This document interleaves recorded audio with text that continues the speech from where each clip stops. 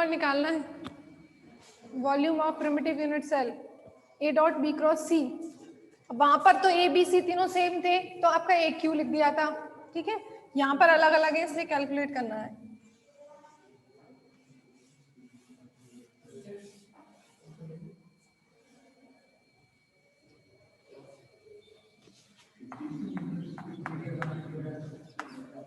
Volume of primitive unit cell, ठीक है। समझ गए तुम लोग। A dot B cross C, A vector का वैल्यू रख दो तीनों में, वैसे a/2 a/2 कॉमन आ रहा है, ठीक है। तो ये हो जाएगा AQ/8, है ना।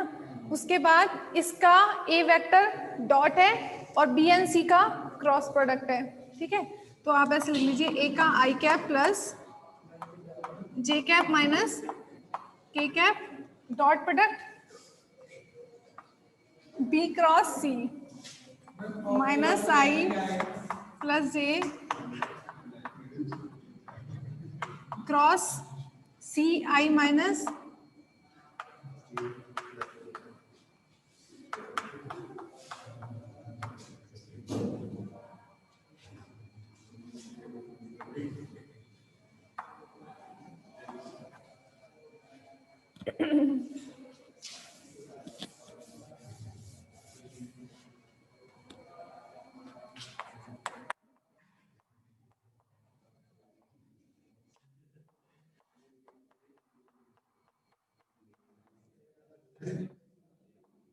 अब देखो आई कैप का आई कैप के साथ तो क्रॉस प्रोडक्ट कितना हो जाएगा, 0 हो जाता है, 1 हो जाता है। Cross product minus minus plus I cap cross J cap कितना आता है, आई क्रॉस जे के आता है, ठीक है। फिर आई क्रॉस के माइनस पर माइनस माइनस प्लस हो जाएगा, है ना, प्लस जे कैप का करेंगे तो जे कैप क्रॉस आई कैप माइनस के कैप और जे कैप क्रॉस के कैप आई कैप, ठीक है। और जे ये हो गया। उसके बाद के का करेंगे तो के क्रॉस आई जे, के क्रॉस आई जे होता है, के क्रॉस जे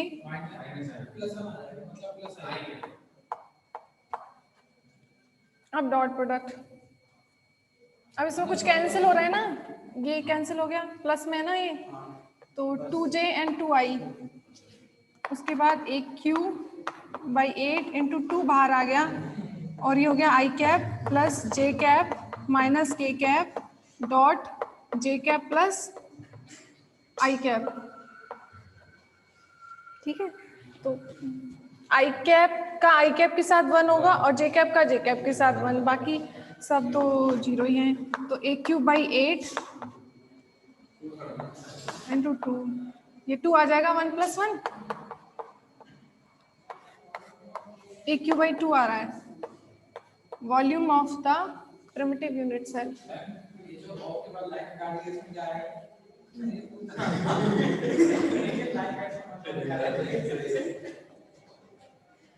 देखो वैसे भी इसका वॉल्यूम इतना ही आना था, यूनिट सेल का वॉल्यूम कितना होता है, एक सिंपल सा वैसा तरीका है याद रखने का।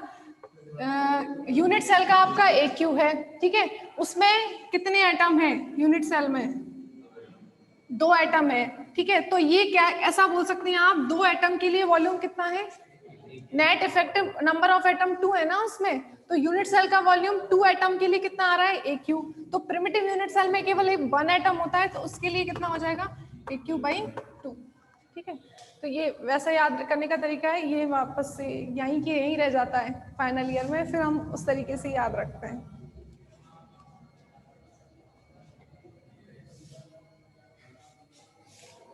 अब लास्ट रह गया फेस सेंटर्ड, हेक्सागोनल भी है।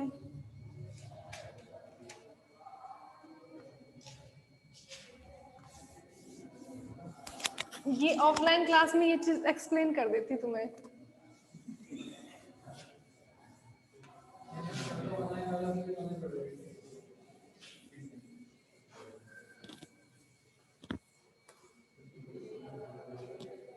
Face centred cubic.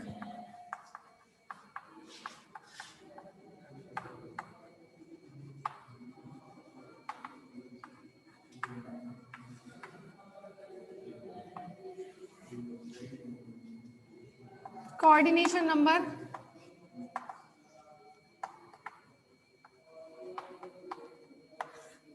Coordination number nearest atoms कितने उसमें, इसके लिए होता है 12। सिंपल क्यूबिक में कितना था 6, बीसीसी में 8 और एफसीसी में 12। ठीक है, उसके बाद है लैटिस कांस्टेंट।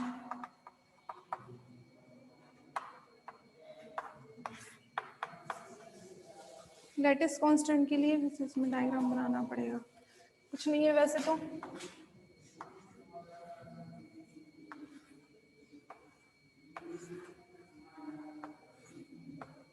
फेस सेंटर्ड में ये है कि कॉर्नर्स के अलावा 6 सरफेस हैं, 6 सरफेस पर भी एटम होंगे। जैसे यहाँ पर टॉप बॉटम, टॉप ये हो गया, बॉटम ये हो गया, साइड्स में एक यहाँ हो गया, एक यहाँ, उसके बाद एक फ्रंट एंड बैक में, तो बैक वाले का यहाँ हो जाएगा और फ्रंट वाले का यहाँ मान लीजिए। ठीक है, और उसके साथ में कॉर्नर्स, 8 कॉर्नर्स पर तो है ही। ठीक है, तो नंबर ऑफ एटम्स कितने हो गए यूनिट सेल में 4 हो जाएंगे, क्योंकि जो आपका सरफेस वाला है उसका कितना पार्ट शेयर होता है, हाफ, हाफ इसमें रह जाएगा, हाफ जो नेक्स्ट वाला क्यूब आएगा। तो 6 सरफेसों में कितना शेयर होगा, हाफ, तो 6 इंटू हाफ। उसके बाद कॉर्नर्स पर 8 है, उनका शेयर कितना है 1/8, तो ये आ जाएगा यहाँ से 3 + 1 4। ठीक है, तो इस प्रकार यूनिट सेल में, एक यूनिट सेल में फेस सेंटर्ड क्यूबिक में नंबर ऑफ एटम्स कितने होते हैं 4। ठीक है, तो उसके बाद अब क्या निकालना है, लैटिस कांस्टेंट। इसमें क्या होगा कि सरफेसेस वाले,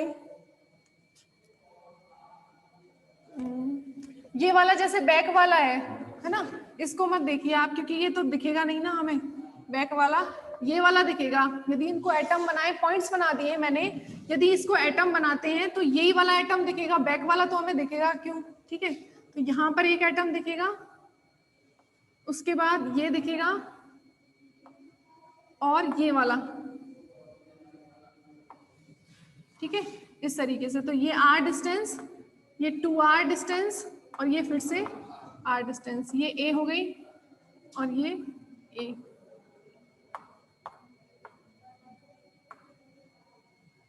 ठीक है, तो यहाँ पर इसको ऐसे बना सकते हैं, C पॉइंट पर B एंड A, ये A है, ये भी A है, और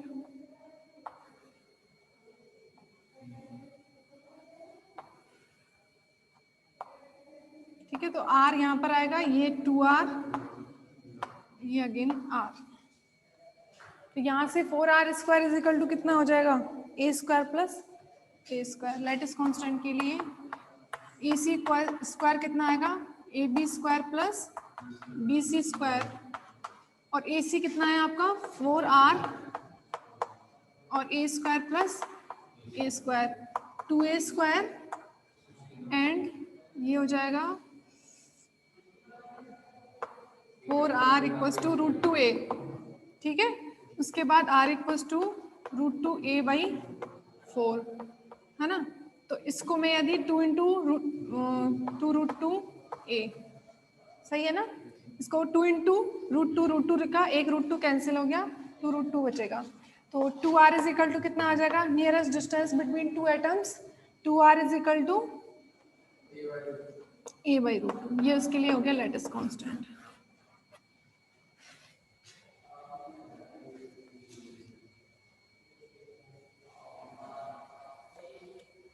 हाँ, या फिर ऐसा लिख सकते हैं, a = कितना हो गया 2√2a।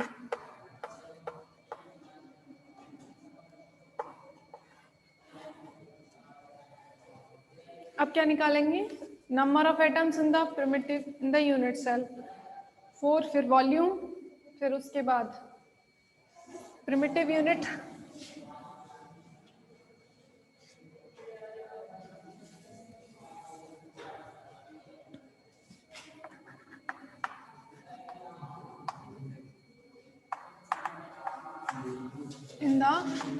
Unit cell, number of atoms कितने हैं यूनिट सेल में? 6 into 1/2 plus 8 into 1/8, 4. Now volume of atoms in the unit cell. तो यूनिट सेल में एटम्स का वॉल्यूम कितना हो जाएगा? V equals to 4 into V N equals to कितना हो जाएगा? 4 इंटू वी और 4 इंटू 4/3 पाई आर क्यू. ठीक है, क्योंकि यूनिट सेल के में जितने एटम्स है वो कितने एटम? 4 हैं, उनका वॉल्यूम निकालना है. तो 4 का मल्टीप्लाई कर देंगे, 4 इंटू 4/3 पाई आर क्यू. तो यहाँ से आ जाएगा 16/3 पाई. आर का वैल्यू रख दीजिए यहाँ से, a/2√2 का होल क्यूब. ठीक है, तो कितना आएगा? ये 8 हो जाएगा.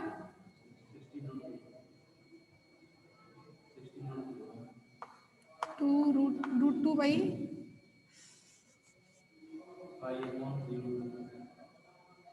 तुम चुप हो जाओ. 2/3 पाई ए क्यू और नीचे आएगा 2√2. ठीक है, तो ये 2 कैंसिल हो जाएगा, तो ये आ जाएगा 3√2 pi a Q.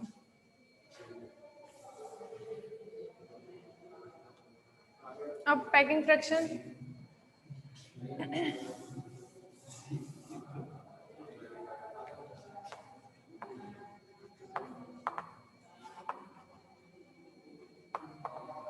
Packing fraction volume of atoms in the unit cell और टोटल वॉल्यूम. टोटल वॉल्यूम कितना है यूनिट का? A cube. ठीक है, और एटम्स में से एटम्स का वॉल्यूम है पाई ए क्यू बाई 3√3. तो ये कैंसिल हो गया, कितना आ रहा है? Pi by 3√2. इसका वैल्यू कैलकुलेशन से 0.74 आएगा. ठीक है, तो परसेंटेज आ जाएगा 74%. ठीक है, पैकिंग फ्रैक्शन क्यों बढ़ रहा है? पहले 52 था, फिर 68 हुआ, फिर 74 हुआ. क्यों बढ़ रहा है पैकिंग फ्रैक्शन? क्योंकि सिंपल क्यूबिक में आपके एटम्स सिर्फ कॉर्नर्स पर थे, बॉडी सेंटर्ड में एक और आ गया. अब फेस सेंटर्ड में नंबर ऑफ एटम्स टोटल अब सरफेसेस पर आ गए, तो इसका मतलब नंबर ऑफ एटम्स बढ़ेंगे, वही तो पैकिंग फ्रैक्शन है. तो इसीलिए आपका पैकिंग फ्रैक्शन बढ़ रहा है यहाँ पर. ठीक है, अब उसके बाद फिर है इसमें fundamental vectors of unit primitive unit cell.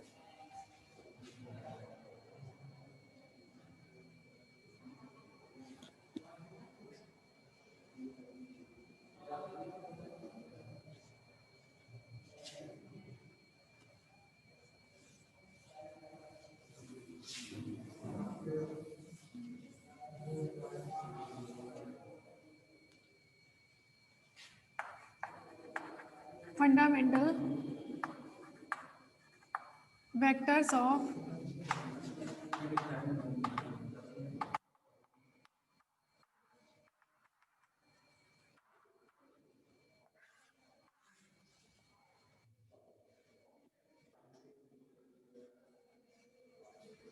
हो जाएगा कंप्लीट.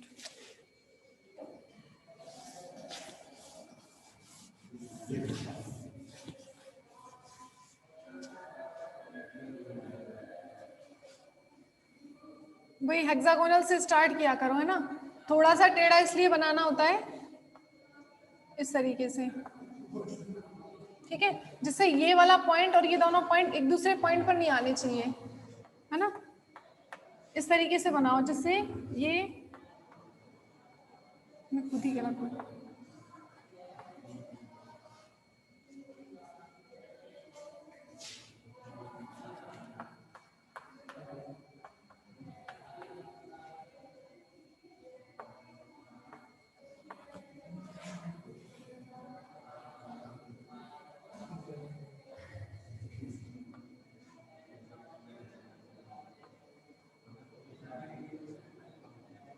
ठीक है, उसके बाद में फेस सेंटर्ड बनाना है, इसके लिए क्या किया है, कॉर्नर्स पर तो होंगे ही और फेसेस पर भी होंगे। जैसे फेस पर इसके यहाँ पर होगा फ्रंट वाले, इसके वाले बैक वाले के लगाया, उसके बाद यहाँ पर सामने वाले का, और इसका कहाँ पर होगा, यहाँ,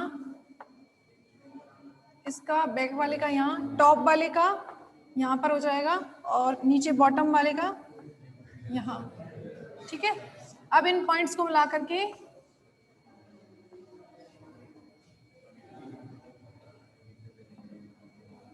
क्यूब बन जाना चाहिए।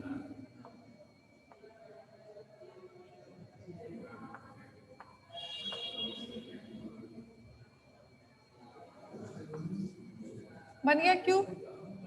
कुछ रह गया है क्या?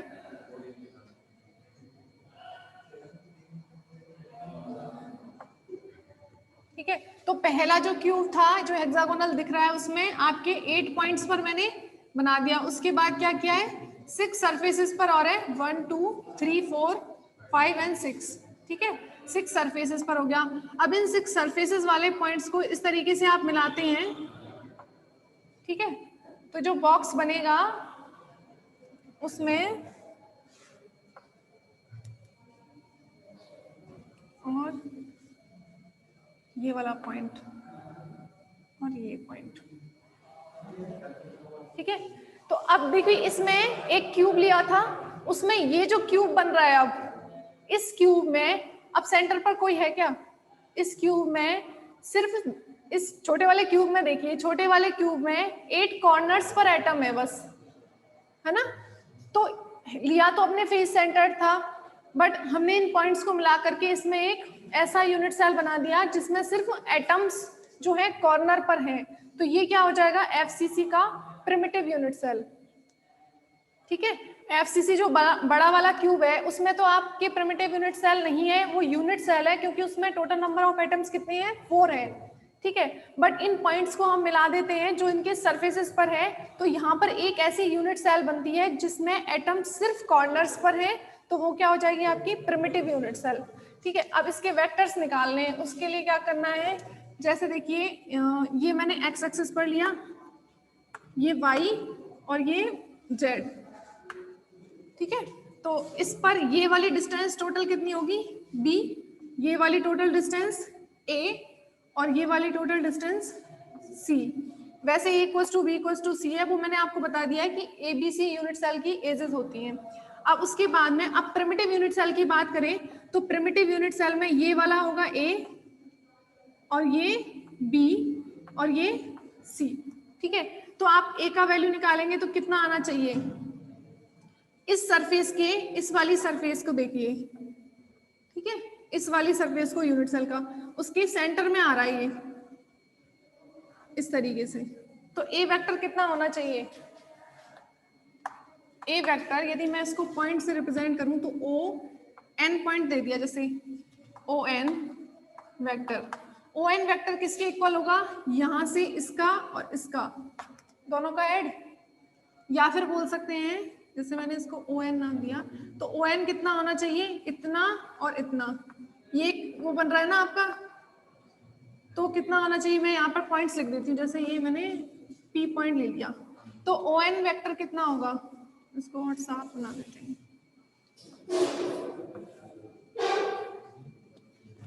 ओ एन कितना होगा, O P plus P N.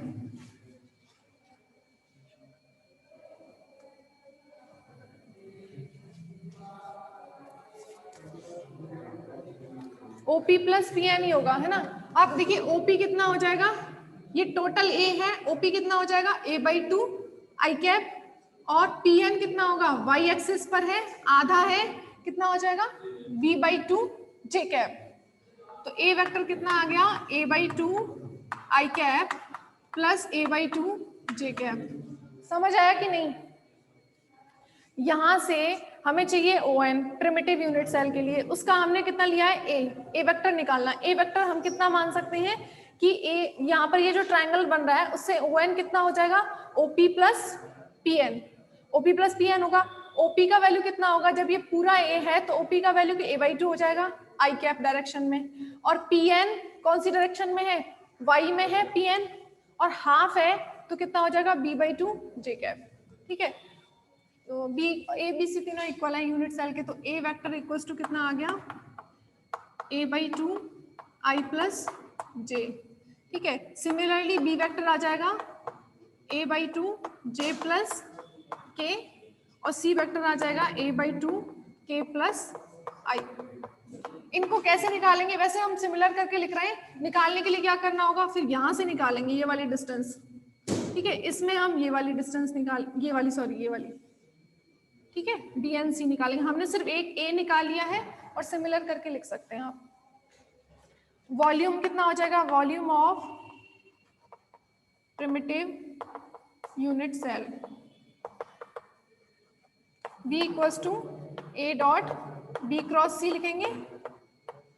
ठीक है, तो A कितना है आपका, A B C तीनों में ही a/2 कॉमन आ रहा है, तो a/2 का होल क्यूब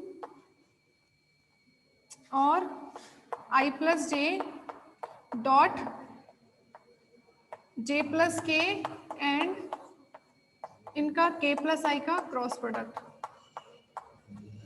ठीक है, तो V इक्वल्स टू आ जाएगा AQ/8, अंदर क्या आएगा, क्रॉस करेंगे J cross K I, J cross I minus K cross K 0, K cross I, तो ये आ रहा है I plus J dot I minus K plus J. अब देखिए डॉट में I का 1 हो जाएगा, J का फिर 1 हो जाएगा, तो AQ/4 आएगा। और वैसे भी आप कैसे निकालते, वो वाले तरीके से, टोटल कितना है वॉल्यूम AQ, कौन सी, यूनिट सेल का, तो यूनिट सेल का वॉल्यूम आपका AQ है, और उस यूनिट सेल में कितने एटम है, 4, तो 4 एटम्स का वॉल्यूम AQ है, तो प्रिमिटिव यूनिट सेल जिसमें एक एटम होगा उसका वॉल्यूम कितना हो जाएगा, AQ/4। ठीक है, AQ/4 ही आ रहा है आपका।